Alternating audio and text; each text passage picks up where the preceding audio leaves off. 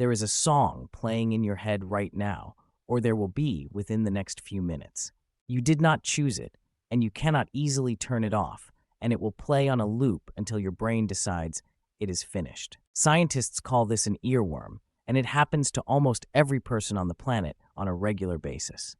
Around 90% of people report experiencing earworms at least once a week, and most people get them far more often than that.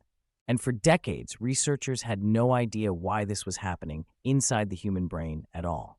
But now they do, and the explanation reveals something remarkable about how your brain processes and stores music differently from everything else. Let's start with what is actually happening inside your brain when a song gets stuck. When you hear music, your brain does not just passively receive the sound the way it receives other noise around you. It actively engages with the music, predicting what comes next, filling in patterns, and completing sequences it recognizes. Your brain treats music as a kind of puzzle, and it gets deeply invested in solving and completing that puzzle. This is why you can hear just the first few notes of a familiar song and immediately know exactly what comes next.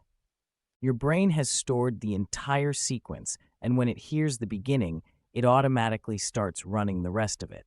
Researchers call this the Zeigarnik effect when applied to music, and it explains exactly why certain songs get stuck more than others.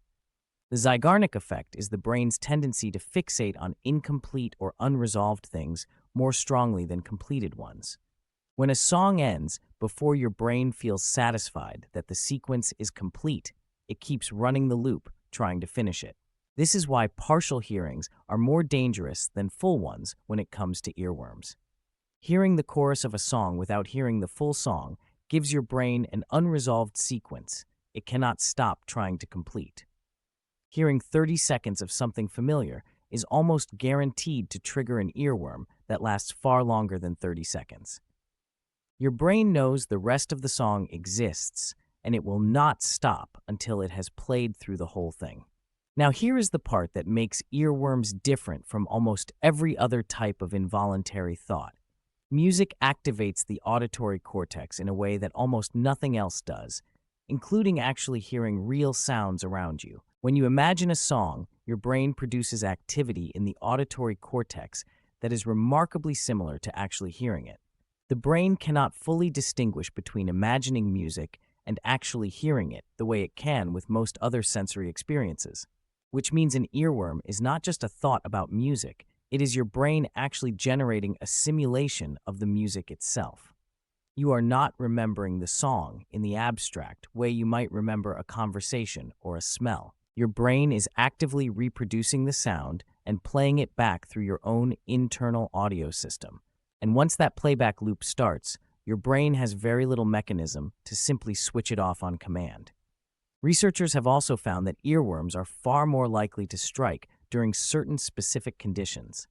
The first is low cognitive load, which means moments when your brain is not actively focused on something demanding. Walking, doing dishes, taking a shower, waiting in line, driving a familiar route, any task that runs on autopilot. In these moments, your default mode network activates and your brain starts filling the mental space with whatever is most accessible. And music that you have heard recently or repeatedly is always among the most accessible things stored in your memory. The second condition that makes earworms more likely is recent exposure, even if the exposure was brief. Hearing a song once during the day is often enough to prime your brain to replay it hours later when attention drifts. You might not even remember consciously hearing the song, but your brain encoded it and is now playing it back without your permission. The third condition is emotional significance, and this one is the most powerful of all three. Songs that are attached to strong emotions or important memories are dramatically more likely to become earworms than neutral music. Your brain prioritizes emotionally significant information and returns to it repeatedly, especially during moments of low focus, which is why a song from an important period of your life can get stuck so much more persistently than something you just heard on the radio. Now, here is the part most people want to know, which is how to actually make an earworm stop. Researchers have tested several approaches, and the results are consistent across multiple studies. The first approach is cognitive engagement, which means deliberately starting a task that requires real mental effort and focus. Reading something complex, doing mental arithmetic, writing something that requires concentration, solving a puzzle or a problem. When your brain is fully occupied with a demanding task, it loses the processing space to keep running the music loop. The earworm does not disappear permanently, but it stops running while your full attention is engaged elsewhere. The second approach is counterintuitive, but it works better than trying to push the song out of your mind. Instead of fighting the earworm, you complete it deliberately by playing the full song through from beginning to end. This gives your brain the resolution it was seeking and satisfies the incomplete sequence loop that was keeping it running. Most people try to suppress the song, which tells the brain the loop is still unresolved and makes it run longer. Finishing the song tells your brain the sequence is complete and gives it permission to move on to something else. The third approach researchers found effective is replacing the earworm with what they call a cure song. A cure song is a piece of music your brain finds satisfying and complete, but does not attach to any strong emotion. Something familiar enough to feel resolved, but neutral enough not to get stuck in its own loop afterward. Researchers who study earworms have found that certain songs work consistently as cures across large groups of people.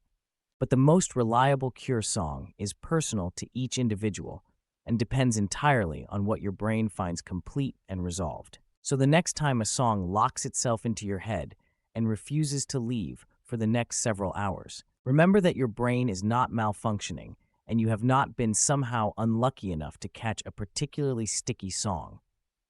Your brain is doing exactly what it was built to do, completing patterns, resolving sequences, and engaging deeply with music. The earworm is just the sound of your brain trying to finish something it started. And now that you know how to help it finish, you have more control over it than you ever did before. What is the song that gets stuck in your head more than any other one? Drop it in the comments and let us know. Subscribe to Whisper Files for more things your brain never told you.